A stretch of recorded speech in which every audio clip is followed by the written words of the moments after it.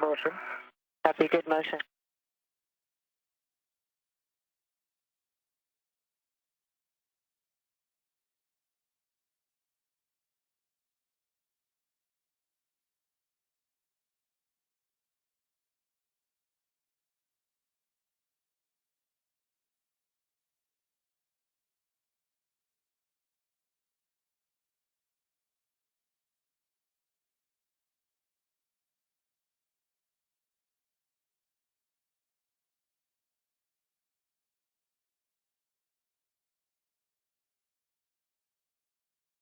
And Oscar, gonna leave my safety tether on the arm, or what's the thought on that? Yeah, Wills, we'll do just like at the end of EVA-1. You'll leave your safety tether on the arm. Okay. Copy. A little further, Shannon. Okay, continuing. 5 hours, 50 minutes into today's spacewalk, Doug Wheelock being transported at the end of Canadarm2, courtesy of Shannon Walker, the robotics officer for this series of spacewalks, over to an egress position where he'll hop off the arm and then join Tracy Caldwell Dyson over at ESP-2, the external stowage platform, to begin prepping the spare pump module that resides on that spare parts platform for its extraction on the next spacewalk, so it can be maneuvered back over to the S1 truss for installation and its eventual hookup. Copy.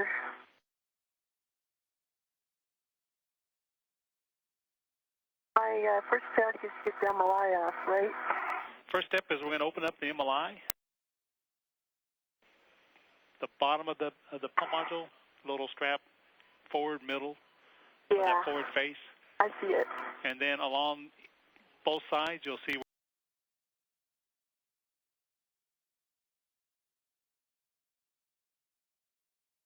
And then remember, Tracy, the handle loops, the fabric loops on the MLI are not for translation, so limit your loads into those. Okay, copy that.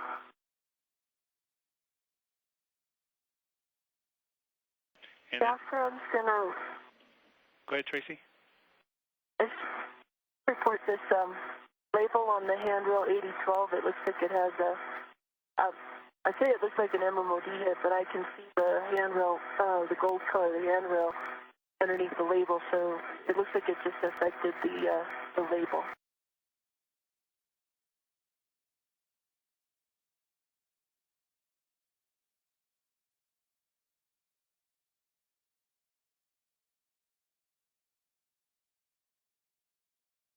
And then Tracy, to restrain the cover open, probably easiest is to just red it to the handle loops on the side there at the front corner. Oh. Otherwise, you got to crawl all the way back to the back end, and that's a little difficult.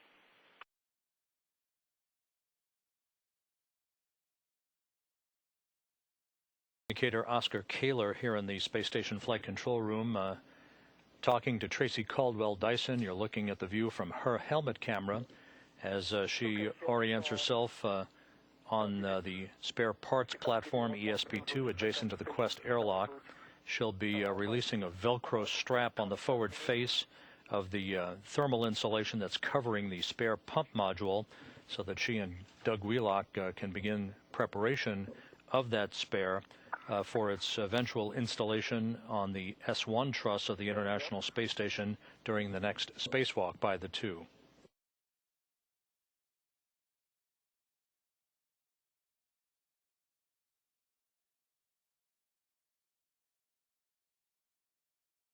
Hey, Oscar? Go ahead, Tracy. You guys just put a right on the loop of this front flap here? Is that what you're talking about?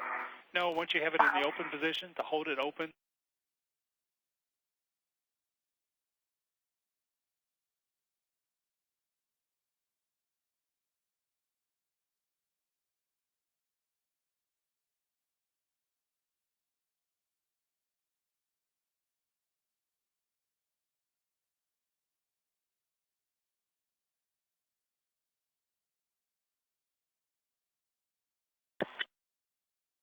Actually, yeah, let me bring you starboard a little bit, then a little bit later.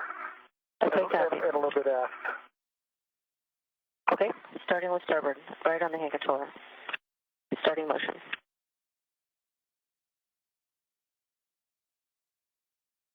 Motion. Copy, good motion.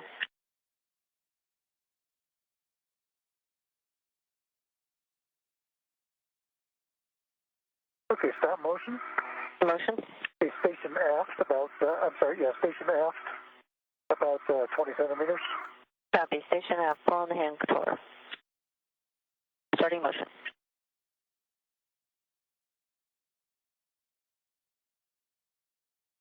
As we approach the 6-hour mark in today's spacewalk, this was considered to be the bingo mark for today's spacewalk. However, with things going well, with Doug Wheelock having a usable carbon dioxide sensor in his suit, recovered from its failure on the first spacewalk on Saturday, and with the crew having baked out any residual ammonia flakes that may have been present on their suit when they handled the last of the fluid connectors earlier in the spacewalk, we are continuing to press ahead. Everything in good shape. The MEDOX canisters operating normally in both of the spacewalkers' suits, so we have no constraints to continuing to move along to prepare the spare pump module for its removal from a stowage platform during the next spacewalk and its eventual installation into the S1 truss of the complex. Tracy, that MLI is both on the starboard. We may still have to do a test to make sure that no ammonia re-enters the Quest airlock at the conclusion of today's spacewalk, but that's expected to be a minimal amount of time, not the full decontamination procedure that we saw at the end of the first spacewalk on Saturday. That's the ram right there. I'm okay to translate on.